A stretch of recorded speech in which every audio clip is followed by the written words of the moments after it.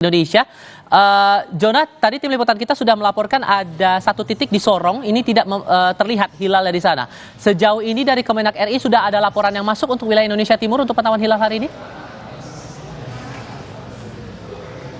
Ya, Tiwal, saat ini masih dilaksanakan musyawarah hilal. Jadi musyawarah hilal sendiri saja melihat bagaimana perkembangan situasi khususnya di 120 titik. Nah, untuk Indonesia Timur memang dikarenakan lebih dulu maju 2 jam, saja ini mungkin saat ini sedang lagi dibahas terkait dengan perkembangan yang ada, apakah titik yang ada mungkin yang ada di Papua Bardaya, di Papua Pegunungan dan lain sebagainya. Tentu saja ini masih dalam pembicaraan. Tentu saja ini akan menjadi bahan masukan khususnya bagi para tim perumus untuk melihat apakah ini akan dimasukkan sebagai bahan untuk bisa dimasukkan ke sidang isbat atau tidak.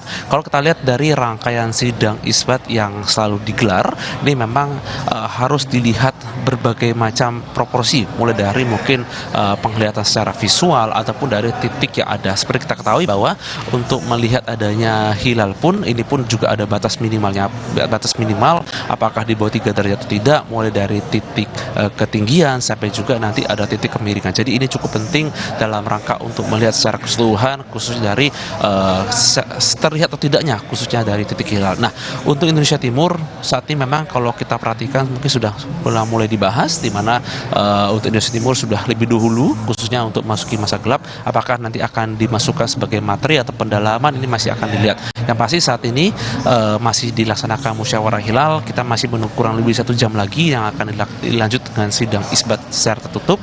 Nanti sidang isbat juga akan menentukan apakah besok akan masuk ke Idul Fitri atau tidak. Apakah rencananya besok atau lusa, ini masih menunggu keputusan resmi dari Kementerian Agama. Tentu saja keputusan Menteri Agama adalah keputusan final dan ini akan berlanjut dengan keputusan pemerintah terkait dengan jalannya Idul Fitri atau tidak. Yang pasti terkait dengan adanya sidang isbat yang akan digelar hari ini akan merumuskan banyak hal, dan apapun masukannya, apakah terlihat atau tidak, apapun mungkin secara bulan ini, mungkin secara visual, apapun itu nanti akan dimasukkan sebagai bahan materi khususnya di sidang isbat untuk bisa menentukan Idul Fitri akan dijatuhkan besok ataupun lusa.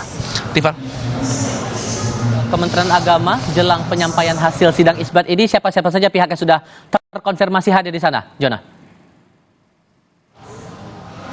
Ya, untuk konfirmasi hadir kami melihat ada berbagai macam pihak, mulai dari Muhammadiyah, Nahdlatul Ulama, maupun dari pihak dari Bimas Agama Islam sendiri, khususnya di Kementerian Agama. Nah, nanti pukul 7 malam waktu Indonesia Barat akan dilaksanakan konferensi pers yang dipimpin langsung Menteri Agama, di mana nanti akan diumumkan secara resmi pelaksanaan Idul Fitri. Kami melihat di papan nama selain Menteri Agama ada Wakil Menteri Agama, Dirjen Bimas Islam, Ketua MUI, dan juga Ketua Komisi 8 DPR RI.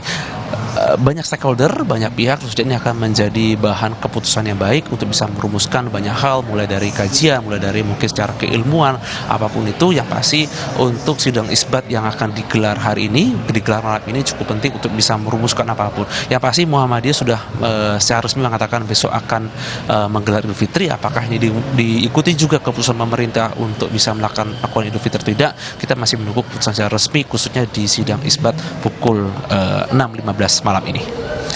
Tiffan. Itu di Kementerian Agama Republik Indonesia. Kami akan kembali ke Anda lagi nanti untuk melihat perkembangannya sejauh mana, dan adakah mungkin tanda-tanda akan menyampaikan hasil dari sidang isbat hari ini dari Menteri Agama Republik Indonesia. Kita coba tinjau juga untuk